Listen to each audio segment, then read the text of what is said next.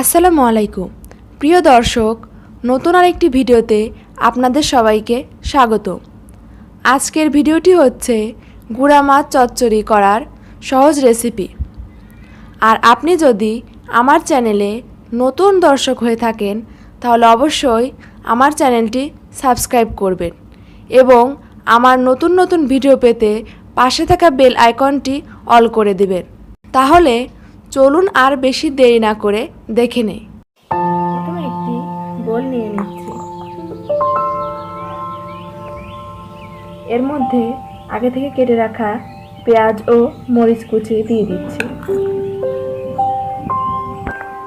এখন স্বাদ মতো লবণ অ্যাড করে দিচ্ছি।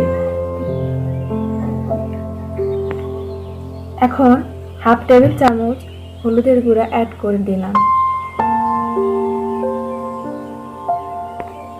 এখন ভালোভাবে হাত দিয়ে মাখিয়ে নিতে হবে। যেহেতু আমি ছোট মাছ চচ্চড়ি করব, তাই এগুলো ভালোভাবে মাখিয়ে নিতে হবে।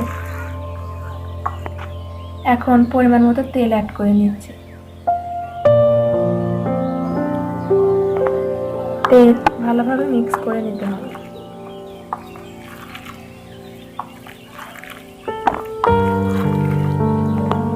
আগে থেকে কুচি করে রাখা এক বাটি আলু দিয়ে দিচ্ছি। আলুগুলো ভালোভাবে মিক্স করে নিতে হবে। যত ভালোভাবে মিক্স করবেন তত এর স্বাদ দ্বিগুণ হয়ে যাবে। মিক্স করা হয়ে গেছে, এখন আমি মাছ অ্যাড করে দেব। আমি এখানে এক বাটি পরিমাণ পাতাশি মাছ দিয়ে দিচ্ছি।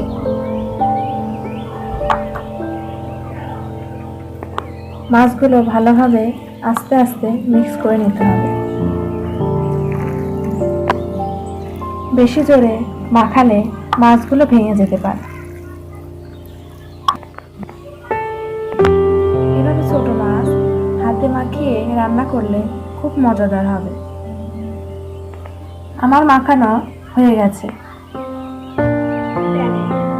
তেল অ্যাড করে দিচ্ছি।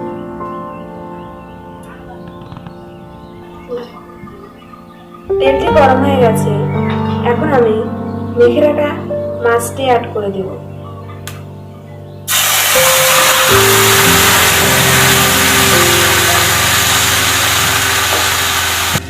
এখন আমি হালকাভাবে নেড়ে চেড়ে দেব।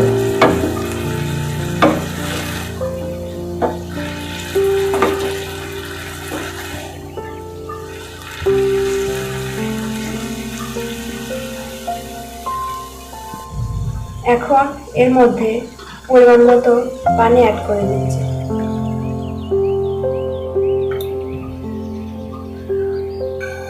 এখন আমি 5 মিনিটের জন্য ঢাকনা দিয়ে ঢেকে দিব।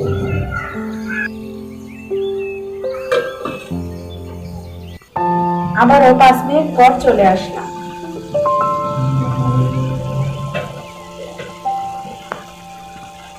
আপনারা দেখতে পাচ্ছেন সবগুলো সিদ্ধ হয়ে গেছে এবং সুন্দর একটা কালার চলে আসছে এবং আমার রান্নাটি প্রায় শেষের দিকে হয়ে আসছে।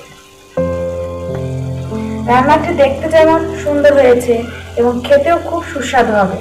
আপনারা বাসায় অবশ্যই ট্রাই করবেন। বন্ধুরা, আমার রেসিপিটি যদি আপনাদের কাছে ভালো লেগে থাকে তাহলে অবশ্যই বাসায় ট্রাই করবেন।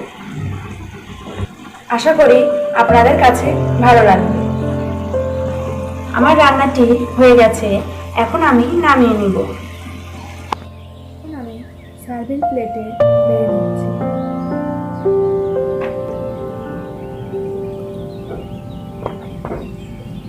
আপনারা দেখতেই পাচ্ছেন আমার রান্নাটি কত সুন্দর হয়েছে।